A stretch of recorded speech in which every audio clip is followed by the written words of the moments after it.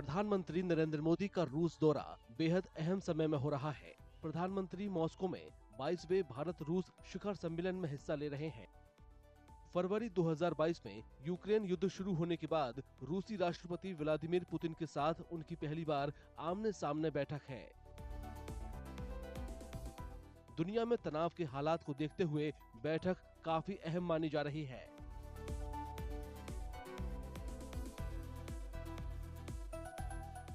We have a set of documents that we are working on.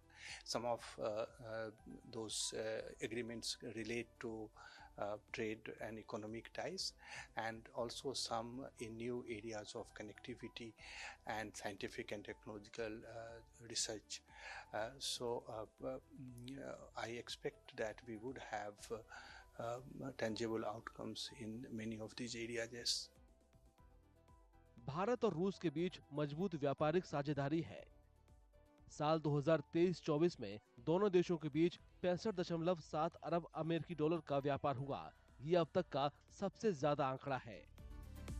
रूस अंतर्राष्ट्रीय मुद्दों पर लगातार भारत का समर्थन करता रहा है। इनमें अनुच्छेद 370 रद्द करना, संयुक्त राष्ट्र सुरक्षा परिषद में स्थायी सीट के लिए भारत की दावेदारी और गलवान मुद्दे पर भारत का समर्थन शामिल है। रूस भारत को हथियारों की सबसे ज्यादा सप्लाई करता रहा है। भारतीय हथियारों में रूस की हिस्सेदारी करीब 45% है। इनमें S-400 Triumph air defence missile system, MiG-29 लड़ाकू जेट, हेलीकॉप्टर और AK-203 राइफल जैसे आधुनिक हथियार शामिल हैं।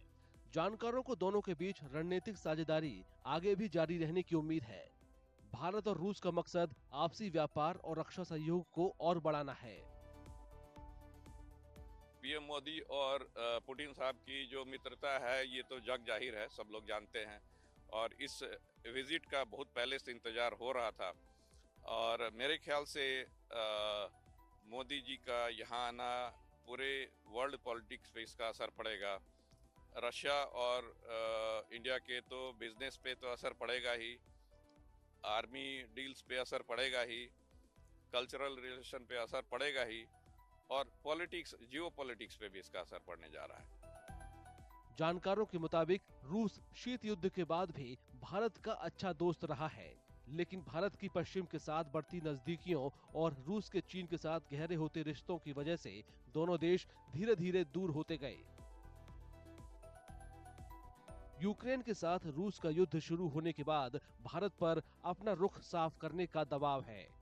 तमाम अड़चनों के बावजूद रूस अब भी भारत का बड़ा सहयोगी है।